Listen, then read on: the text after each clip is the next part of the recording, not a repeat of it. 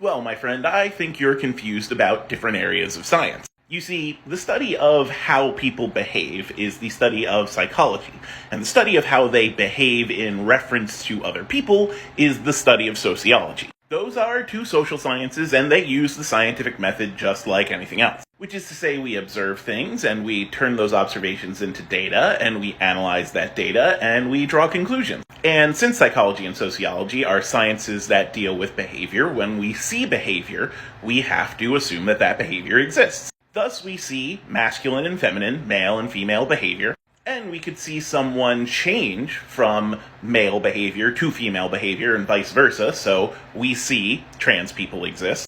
And we see people who exhibit behavior not necessarily in either, or whose mental processes, another area of psychology, don't line up with either as well. At which point we observe that non-binary people exist. So again, just simple scientific method, take observations, turn into data, draw a conclusion, trans and non-binary people exist. That is how psychology and sociology come to that conclusion.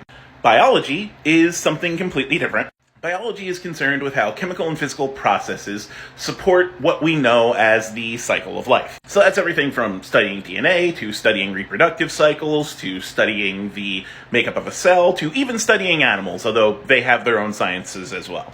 In biology, there's not really something called gender. There's something called biological sex. Biological sex is a genetic readout of whatever animal's sex-representing chromosomes are. And sex-representing chromosomes are whatever chromosomes are responsible for developing the things that allows two members of a species to make the babies. In humans, there is XXSRY+, which we call biologically female, and XYSRY+, which we call biologically male. Though honestly, male and female have started to fall out of use because there are many other versions other than those two which are the most common. Like, there's just one X, there's XXX, there's XXY, there's XYY. In fact, there's some situations where people have 5 chromosomes, XXXXY. It's pretty nuts. Plus, there's situations where your SRY, sex representing Y, negative, which is you have normal genetics, but those genetics are not expressed. If you're XXSRY negative, you would be born looking like what we stereotypically attribute to male. You will even have male equipment, you'll just be infertile.